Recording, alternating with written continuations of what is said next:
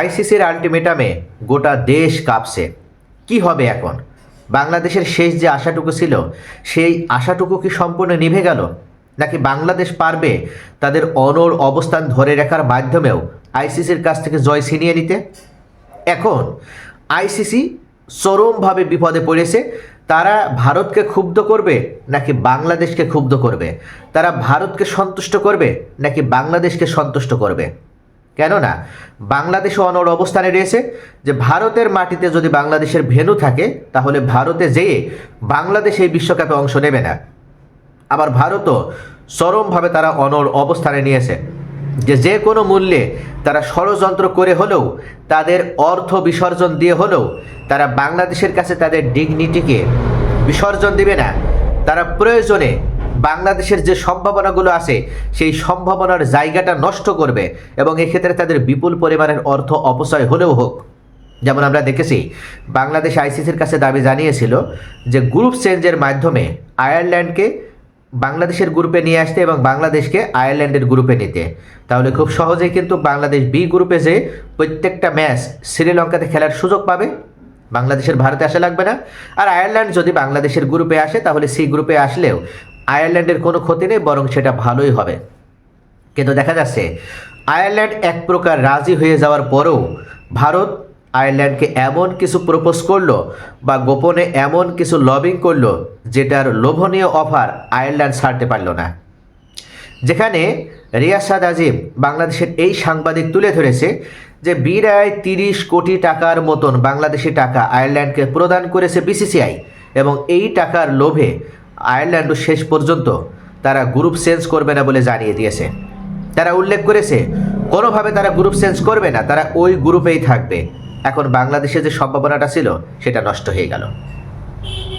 আর একটা সম্ভাবনা আছে, সেটা হচ্ছে অন্য কোনো দেশে বাংলাদেশের খেলা স্থানান্তর করা। কিন্তু এটা করতে হলে বাংলাদেশের গ্রুপে যে অন্য টিমগুলো রয়েছে তাদের ম্যাচগুলোতে স্থানান্তর করতে হবে, সেখানেও তো বড় সমস্যা। তাই আইসিসি আলটিমেটাম জানিয়ে দিল যে আর কোনো তালবাহানা নয়, আর কোনো সুযোগ নয় বাংলাদেশের জন্য। এখন বাংলাদেশকে ডিসিশন নিতে হবে এবং ফাইনালি ডিসিশন নিতে হবে 21 জানুয়ারির ভিতরে বাংলাদেশকে জানাতে হবে যে বাংলাদেশ এই বিশ্বকাপে অংশগ্রহণ করবে কিনা। যদি বাংলাদেশ বিশ্বকাপে অংশগ্রহণ করতে চায় তাহলে ভারতের মাটিতে এসেই তাদের খেলতে হবে। আর যদি তারা ভারতের মাটিতে এসে খেলতে রাজি না হয় তাহলে আইসিসি বাংলাদেশকে কোনো অ্যাডভান্টেজ দিতে পারবে না। এখন চরম বিপদে পড়ে গেল। আইসিসি আরও জানিয়ে দিয়েছে বাংলাদেশ যদি 21 তারিখের ভিতরে তারা সিদ্ধান্ত জানানোর মাধ্যমে যদি এই বিষয়টি নিশ্চিত না করে তাহলে 22 তারিখ থেকে আইসিসি স্কটল্যান্ডকে বিশ্বকাপে খেলার সুযোগ দিবে অথবা র্যাঙ্কিংয়ের দিক থেকে অন্য কোনো রাষ্ট্রকে সুযোগ দেবে। বাংলাদেশের কিন্তু আর কিছু করার নেই, অর্থাৎ বাংলাদেশের বিকল্প ইতিমধ্যে আইসিসি ঠিক করে রেখেছে। এখন বাংলাদেশ কি করবে? বাংলাদেশ সরকার কি করবে? তারা কি শেষ পর্যন্ত ভারতের কাছে নতজানু হবে এই সামান্য ক্রিকেটীয় স্বার্থ রক্ষা করতে যেয়ে, নাকি তারা আইসিসির মাধ্যমে ভারতকে চরম একটা শিক্ষা দিতে পারবে? যদি বাংলাদেশ তাদের অনড় অবস্থান ধরে রাখে এবং এই বিশ্বকাপে অংশ নেবে না, যদি ভারতের মাটি থেকে বাংলাদেশের ম্যাচগুলো না সরানো হয় তাহলে শেষ পর্যন্ত কিন্তু বাংলাদেশেরই জয় হবে, বাংলাদেশের স্বার্থ জয় হবে, বাংলাদেশের সম্মানের জয় হবে।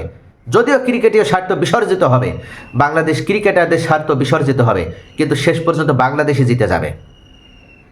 ভারত দেখবে যে না, তারা যে বাংলাদেশকে এতদিন নতজানু মনে করতো ভারতের কাছে, এখন সেই বাংলাদেশ আর ভারতের কাছে নতজানু নয়, তারা এখন শক্তিশালী অবস্থানে। তাই যে কোনো ক্ষেত্রে ভারত ও বাংলাদেশের ক্ষেত্রে বা বাংলাদেশের সাথে কোনো পদক্ষেপ নেওয়ার ক্ষেত্রে একবার নয় 10 বার ভাববে।